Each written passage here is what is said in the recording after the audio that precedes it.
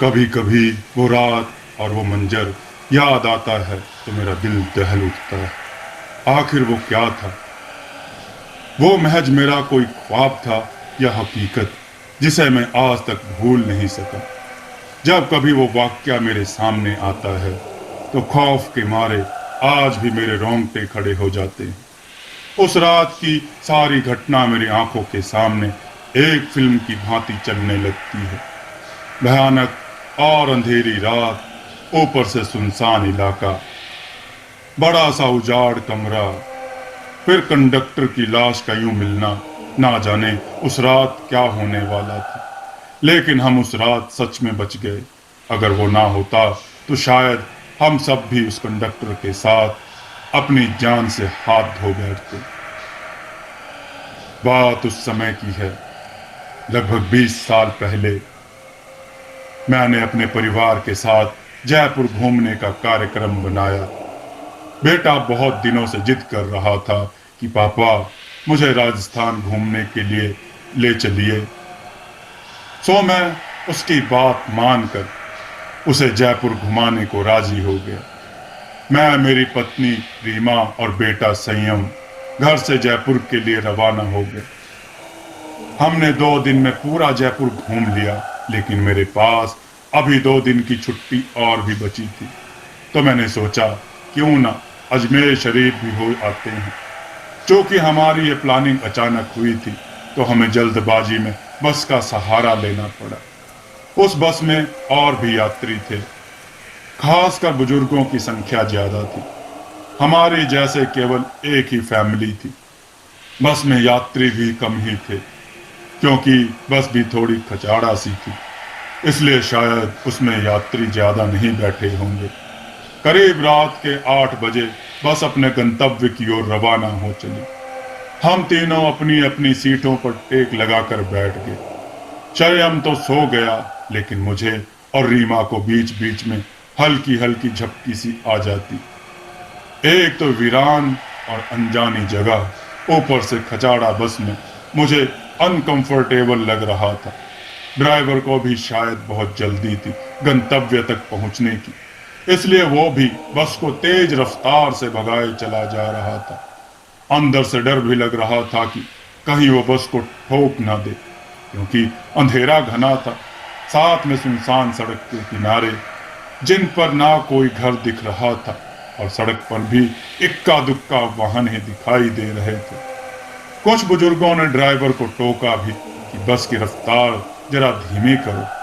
कुछ समय तक तो उसने बस को धीमी रफ्तार में चलाया, लेकिन फिर कुछ देर के बाद उसने फिर से बस की रफ्तार बढ़ा दी। एक बुजुर्ग ने फिर से उस बस ड्राइवर को टोका कि बस की रफ्तार कम करो, लेकिन मना करने के बावजूद फिर से ड्राइवर ने रफ्तार बढ़ा दी।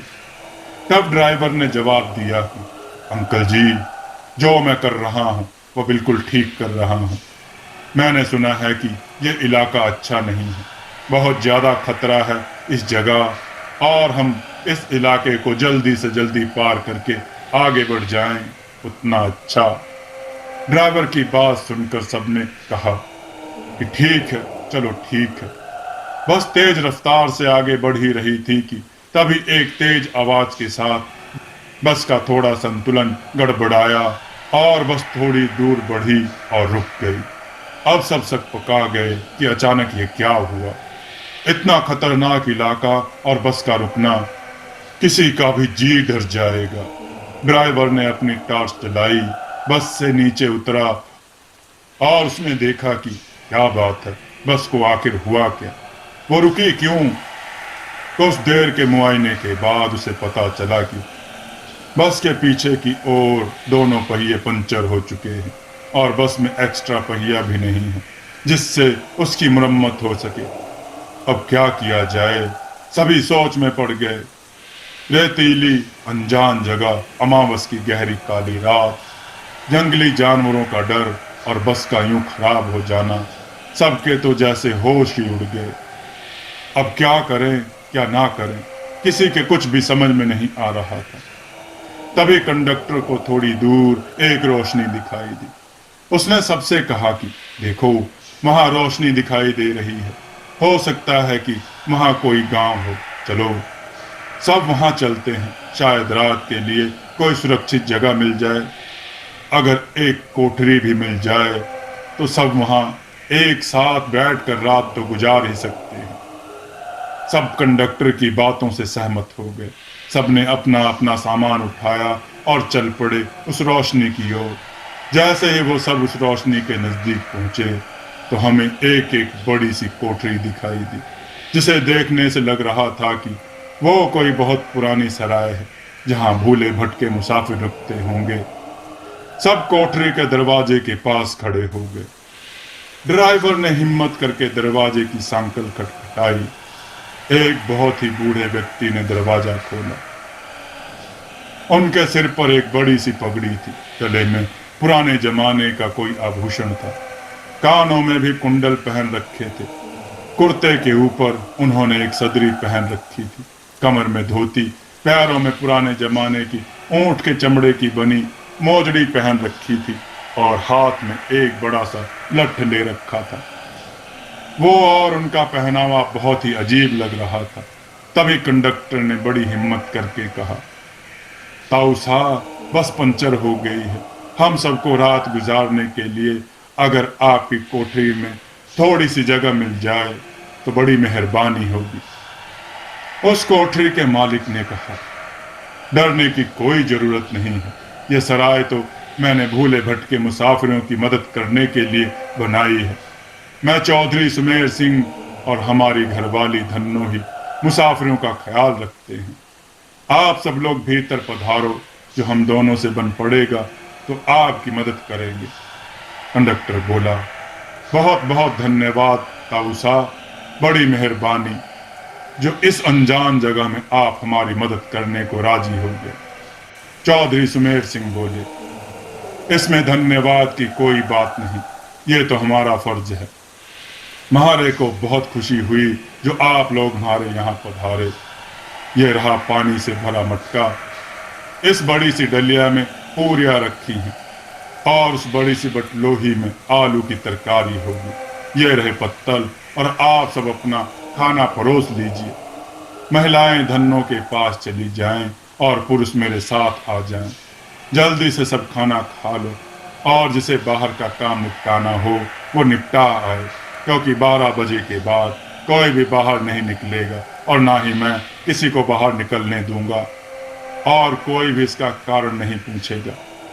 सबके पास अपनी अपनी हाथ घड़ी होगी। समय के अनुसार काम करके सोने के लिए लेट जाओ। ये रहे कंबल, सब बिछा लो। हम सब ने चौधरी सुमेर सिंह की सारी हिदायतों के अनुसार काम किया और कंबल बिछाकर लेट गए।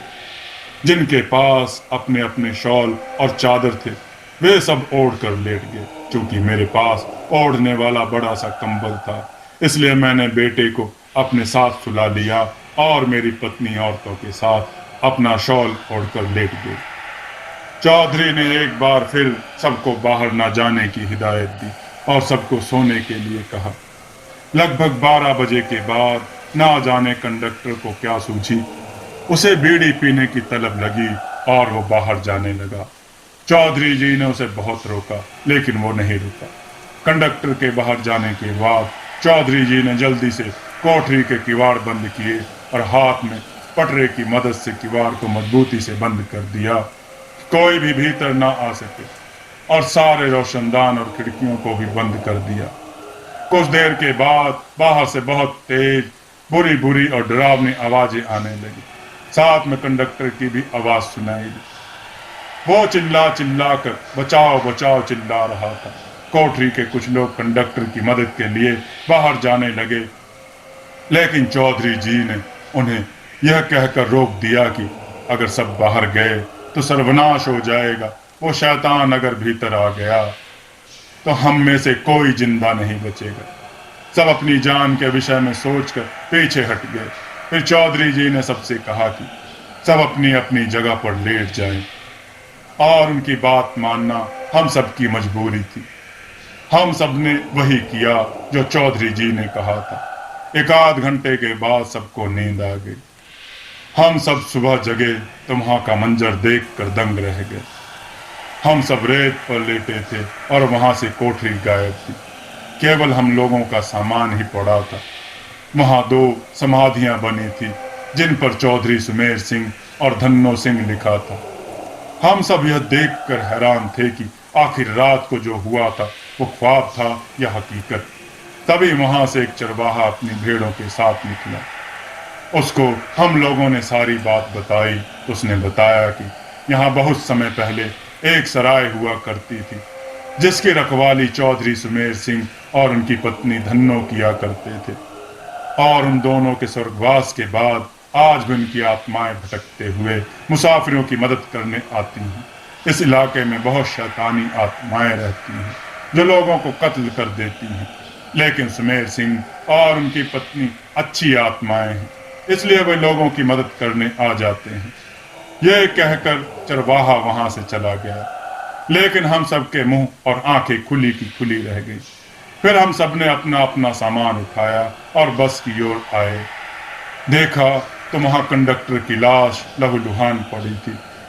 वो सब देखकर हम सबका दिल दहल गया। थोड़ी देर के इंतजार के बाद वहां से एक दूसरी बस गुजरी और हम सब उसमें बैठकर अपने गंतव्य को रवाना हो गए।